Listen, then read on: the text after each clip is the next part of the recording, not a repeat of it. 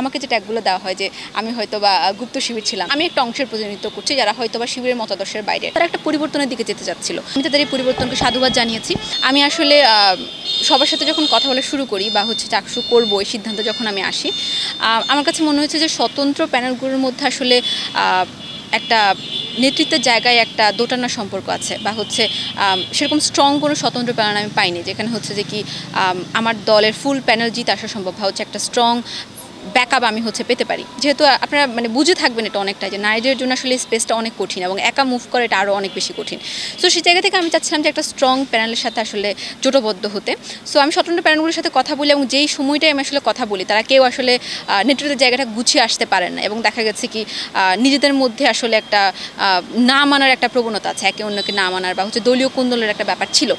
So সেই জায়গা থেকে আমার মনে হলো যে যদি কোনো দলীয় জোটে আমি জোটবদ্ধ আমি হতে পারি তাহলে আমার জন্য আমার কাজ করাটা সহজ হবে। কেন? কারণ আমাকে তখন আসলে সাংগঠনিক কোনো বিষয় নিয়ে চিন্তা করতে হচ্ছে না বা দলীয় কোন্দলগুলো মোকাবেলা করতে হচ্ছে না। আমি শুধু শিক্ষার্থীদের নিয়ে কাজ করতে চাই। সো আমি তাদের কাছে ডোর টু ডোর যাওয়ার যে একটা পসিবিলিটিটা 25,000 শিক্ষার্থীকে রিচ করা কিন্তু খুবই কঠিন একটা কাজ। সো সেই জায়গা থেকে আমার মনে হয়েছে যে তাদেরকে রিচ করা, তাদের কাছাকাছি যাওয়াটা আমার জন্য সহজ হবে যদি আমি প্যানেলের সহযোগিতা এবং একই সাথে একটা সেফ স্পেস পাই যেখানে আমি নিশ্চিন্তে শুধু আমার কাজটাই করতে পারবো।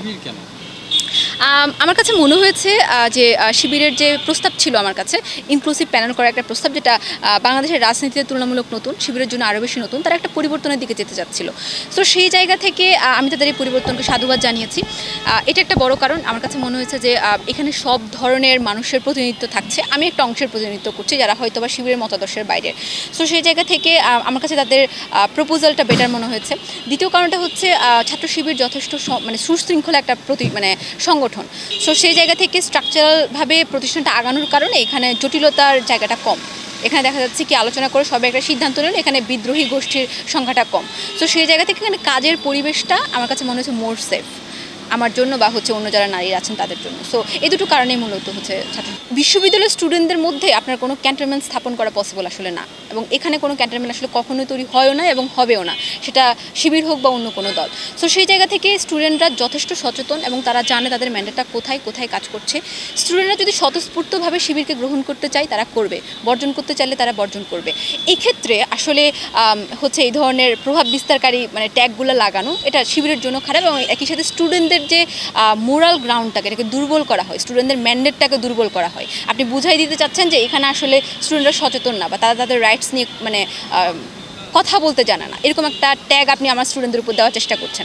তো আমি সেটাকে সমর্থন করি না। আমি বিশ্বাস করি স্টুডেন্টরা জানে তাদের ম্যান্ডেটটা কোথায়, তাদের কাজটা কোথা থেকে হয়। সো অবশ্যই এটা কোনো ক্যান্টনমেন্ট না এবং ক্যান্টনমেন্ট হওয়ার সম্ভাবনাও নেই। আমার সামনে সবচেয়ে বড় চ্যালেঞ্জ সেটা যে ইনক্লুসিভ প্যানেলের কথা আমরা বলি এটাকে বাস্তবায়ন করা এবং এই প্যানেলের উপরে শিক্ষার্থীর বিশ্বাস বা আস্থা অর্জন করা, আমার উপরে শিক্ষার্থীর আস্থা অর্জন করা যে আমি আসলে কোনো তাদের প্রতিনিধিত্ব করতে আসলে শিবিরের সাথে জোটবদ্ধ হয়েছি। আমার জন্য সবচেয়ে বড় চ্যালেঞ্জ এটা, এবং একই সাথে যে আমাকে যে ট্যাগগুলো দেওয়া হয় যে আমি হয়তো বা গুপ্ত শিবির ছিলাম বা লিবারেল শাখা ছিলাম শিবিরের। সো এই বিষয়গুলো যদিও আসলে অত বেশি গুরুত্বপূর্ণ কিছু না, স্টিল আমাকে হয়তো বা এটার একটা যৌক্তিক আনসার দিতে হয় স্টুডেন্টদের কাছে বা আমার পূর্ববর্তী কাজের একটা ফিরসি তাদেরকে দিতে হয় যে দেখো আমি এই জায়গাগুলোতে কাজ করেছি। সো সেই জায়গা থেকে আমার জন্য চ্যালেঞ্জ এটা, যেখানে দেখা যাচ্ছে যে আমার হয়তো বা আমি কী করবো এটা বলা উচিত, সো সেই জায়গাতে আমি কি করেছি সেটা বলতে হয়।